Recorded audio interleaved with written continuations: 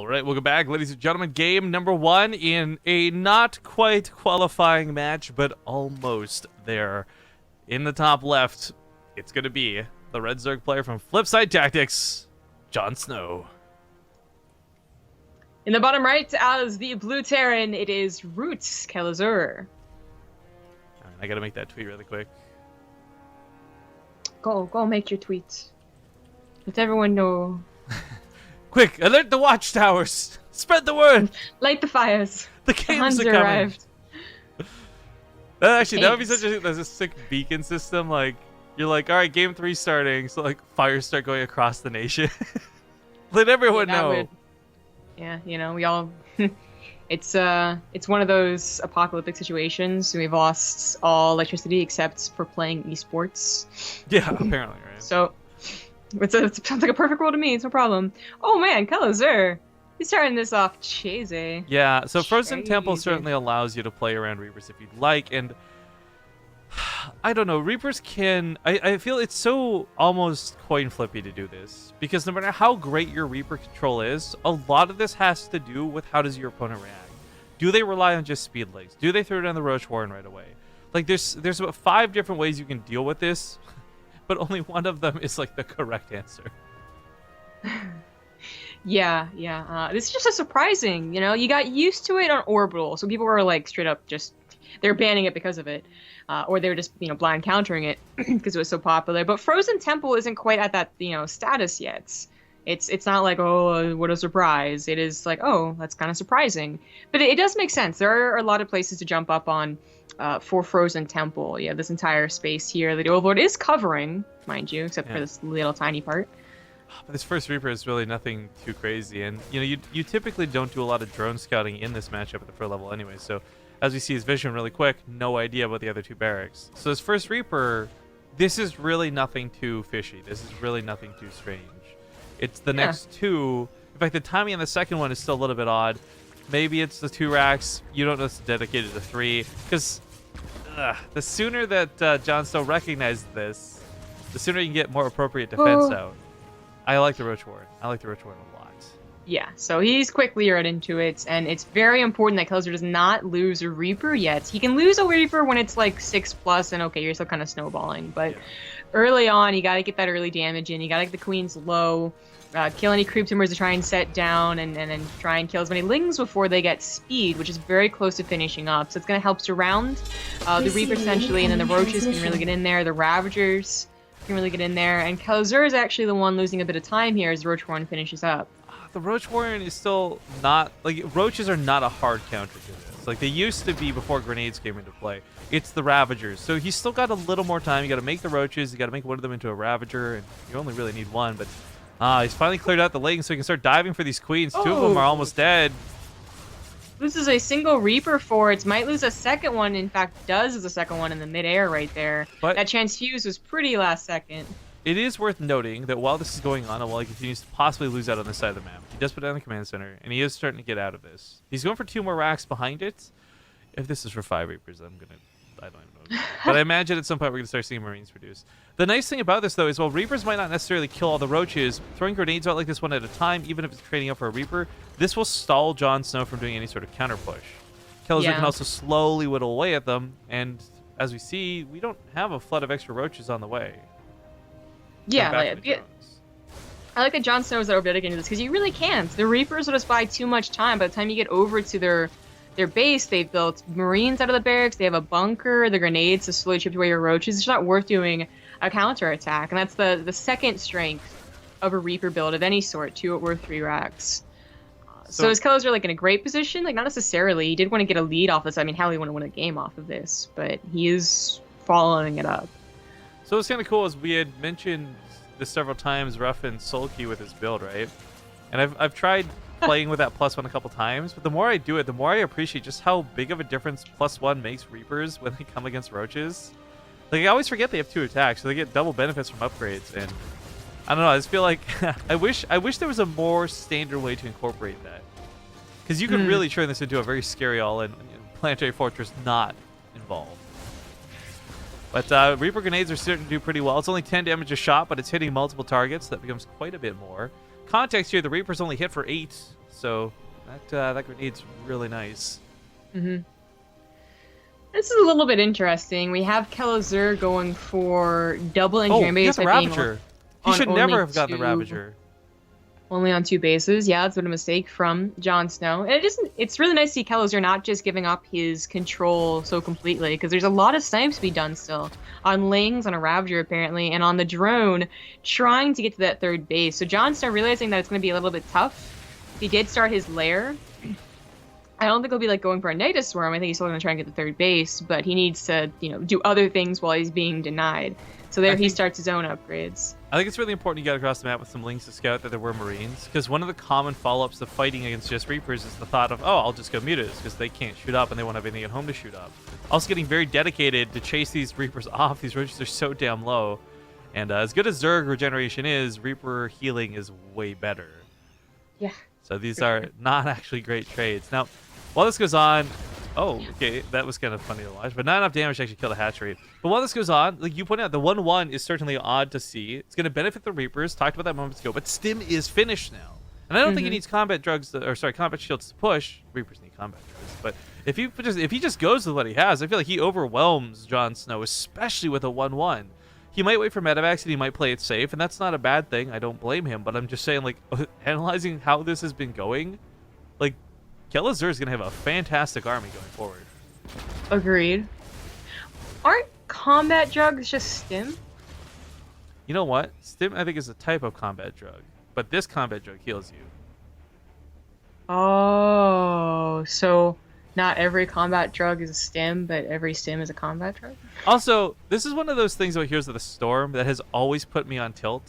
Why does Stim Pack give you health in, like, everything that is Stim Pack, attack speed, movement speed aside, it's always been about dealing a bit of damage. It's drug use, Say no to drugs, kids. They hurt. Like, Heroes of the Storm. Not Raynor. Yeah.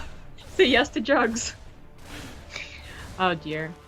Right. So, back to the game. This is a very scary push from Kelazhur. It is pretty odd to see him have double upgrades, but only on 2 base, and it's such a large bioforce, it only with 2 medevacs, but it's one that could work out. Just the output of damage here, despite JonSnow having a +1 carapace, is huge. So he uses these grenades to scatter. Forget the 10 damage. The fact that these roaches are going to be spending even like 1 second in the air means they're not attacking.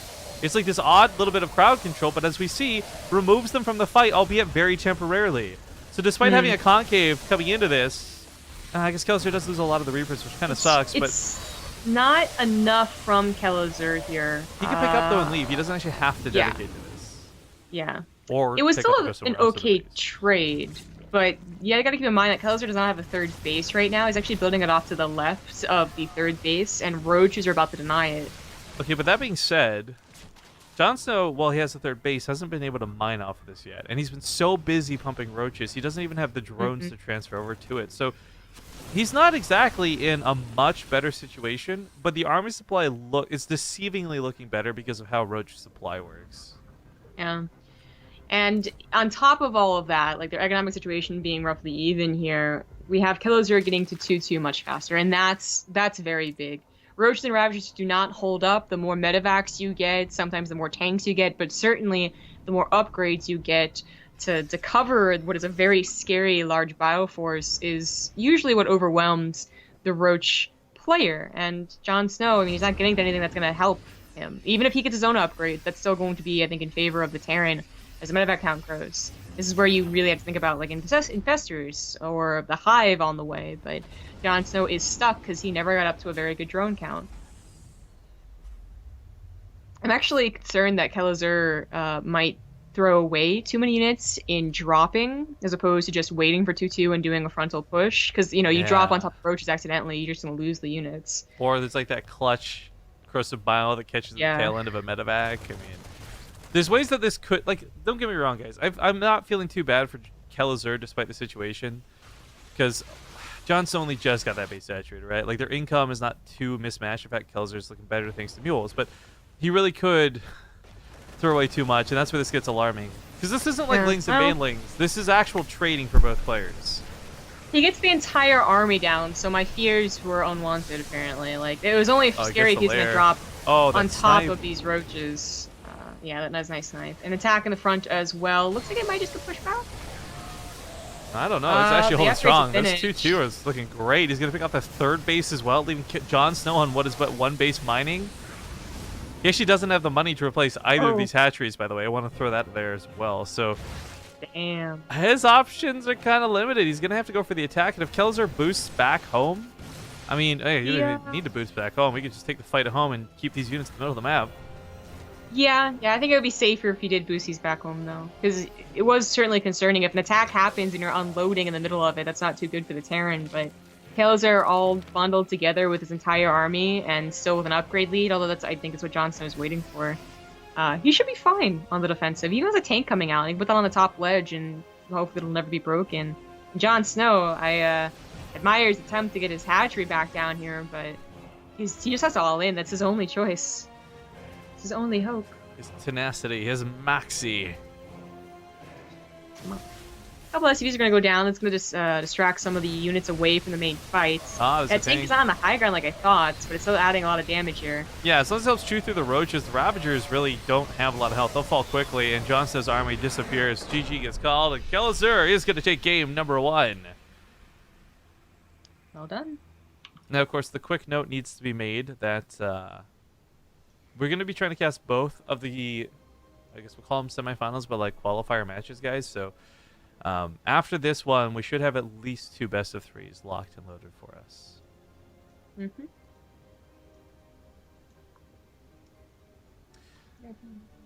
All right, what's map number 2 again? Ruins of Endion. Okay, gotta go with this. Man, I'm still waking up. Jesus. Yesterday was rough. That was, yeah, like old people. I think it's just we haven't done marathon casts in a while, man. We're out of practice. Well, it's like for me, when we started the second cast, my voice felt sore. I couldn't talk. It was rough. But then after like an hour into it, I felt fine. Like I was like, in the groove. Mm-hmm. Alrighty. Yeah. Ruins of Endion. See you guys in a moment. All right, folks, welcome back. Game number 2 in this best-of-3. Currently playing out here for the WCS Spring Championship qualifiers. In the losers bracket of this last possible qualifier here for North America, in the bottom right side, we've got the red Zerg player, none other than Flipside Tactics, JonSnow. In the bottom left, as the blue Terran, it is Roots Kelazhur. Okay, so for Kelazhur, I mean, I really... the Reapers were questionable. I don't think we'll see them on this map, though. It's got too tight of a choke. You can actually, if you knock down these rocks, it completely denies Reapers for a time, as it leaves very limited spots where they can get up and around your base. In fact, really only over this cliff, and that's it. So it's... oh, I guess there's actually that little mouth down here I always forget about. But the point is, I don't think we're going to see Reapers just because accessibility on this map is so limited compared to Frozen Temple, for example. We may see 1 or 2 for scouting, but I don't think... If we see 3 Racks Reaper again, I'm just going to call Kelazhur Crazy Pants. The only reason to do a 3 Racks Reaper would be the surprise factor. But honestly, there's another, part that makes it not so much a surprise, and that the Overlord of the Zerg player gets here really quickly. So any type of surprise build is going to be hard to pull off with such quick scouting from the Zerg's Overlord. So a regular game, pretty much, especially in this matchup. If it's TvT, we see a lot of 1-base builds with being close by air. ZVZ, like early pulls all the time. But in TvZ, if it's going to go to 2-base, I'm going to assume it's going to go to 3-base, honestly. I'm not so certain about a 2-base push from Terran on this map, although I think we have seen it happen once or twice. Because there is a very small position that tanks can be put on the top of the 3rd base that reaches like a quarter of the mineral line, but not by much. So 3rd base. So yeah, 3rd base is I think is where it's going to go. And with that said, if it's going to go to a macro game, we've seen a lot of really crazy macro games, believe it or not, on this map. I don't know what it is. I guess because it's easily split in half. Well, it was funny because for the first while we saw what was like almost all ins catered to the bottom side, knocked down the rocks. But you're right, like we started seeing these bases up here become more comfortably taken. And maybe that's the thing about time, but maybe it's the thing about forced necessity. I don't know. I still personally don't have great... Like, the whole map pool. Frozen Temple was okay now that they fixed it a bit for the natural, but for the most part, like, they're making it harder and harder to expand. And I don't know that that's a theme that should maybe be followed. I don't really... So, I don't know about players. I can see why players would still have a lot of... Ooh. Oh, well, that wasn't supposed to happen. A lot of gripes about this map. And certainly Protoss still have a lot of reason to be disgruntled with all of the maps since last season's map pool as well. But as a spectator, I actually really look forward to these new maps more. I mean, that's one half just being, like, fresh and new, right? But this other half, I actually think that they've led to some pretty fun maps. Like, Arena became the map that we thought was never going to be chosen to being the map that had those interesting builds and changed up the way everyone played. And I like seeing Arena now, even though it's still not so much played as in Dusk Towers, obviously. So I mean, I'm not necessarily looking forward to a super long Macker game, but if it's the crazy base trades, then yeah, hit me up with that on Ruins of Endion. But it's not going to be a base trade yet. It's going to be a direct attack for Kelazhur. I don't know if you saw, by the way, SC2HL condensed the Beastie Namshar game and put it on their YouTube. It's like a 4-minute version of it, but they touched base on all the highlights of how crazy that game got. So if you guys don't want to watch the full VOD of it, SC2HL does have the highlight there. It's kind of... That was... Yeah, yesterday we had like the craziest base trade on this map. Yeah. So this is a build we have not seen in a long, long time. But it is a Hellbat attack. Armory's finished up, you got Hellions on the way. It's so odd because, well, usually you just assume that Roaches will be out. Either, you know, that is the composition they're going for, or they're getting Roach Warren just because of defense. But JonSnow actually goes for a later Roach Warren, a faster Spire, and as such will not have a lot of key units to defend against this. He does not have a Baneling Nest. He barely even has any links right now. The Liberator really makes this scary following up. Not just because it'll be like the anti-ground, but for the most part, mutas are meant to catch, like, you kill this army and it's not going to be a lot at home. But there's going to be a Liberator. There's going to be anti-air. There's going to be Marines. Like, this attack out of Kelazhur is something savage we've seen a lot of people do just to kind of bully Zergs early on, but normally this just gets you ahead. It doesn't straight up win you the game, but we're kind of in, like, win the game territory. The Spire might get focused down. It definitely is. He was looking for the drones, of course, but the Spire just happened to be in that location, so he takes it down. No worry about that anti-air, and now it's only going to be Roaches popping out. Make these Hellions and chase them down. Yeah, I think that would be the better choice here. But the Liberator Liberator's going to come in. Larva. Set up over the larva. Yes, oh, it's going to deny the hatching. All of these eggs. A couple of them are going to come up. Yeah, actually 4 of them pop out. That was some pretty nice timing for JonSnow to help out. It's going to cut out literally half the production following this up, though. Nothing else is going to be able to be made from the main. Kelazhur uses the Hellbats to zone out for the Marines. They've got the damage, but they don't have the health, unfortunately. So as we see, everything here is still dying. And JonSnow is really... Like, that Spire going down. The only chance he had behind this... Good game, well played, good luck. The only chance he had behind that was like a counterattack, and you don't pull that off with what he has. GG. Kelazhur going to go to the qualifying match, where he will fight off against either IA, Semper, or State. But Semper and State are currently playing against one another. The winner plays IA, so we will probably wait to cast that. Yes, okay. Iasinu is still not in the game. Actually, I'm wondering if that's his official name change, because like no one could say Iasinu. Everyone like said it differently and weird. And I don't even know if I'm saying it right, but I remember he changed everything on the brackets to IA last year. Yeah.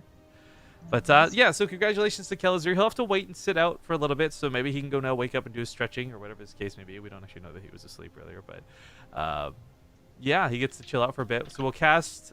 If Semper and State go to like a game 3 and we can catch that, I think we should try. But we'll definitely get the winner of that versus IA for certain. So we're going to go to a commercial break first, see what's going on. When we come back, we'll have some news, and if we have to wait a little bit longer, we'll wait a little bit longer. But we'll see you guys in a couple minutes.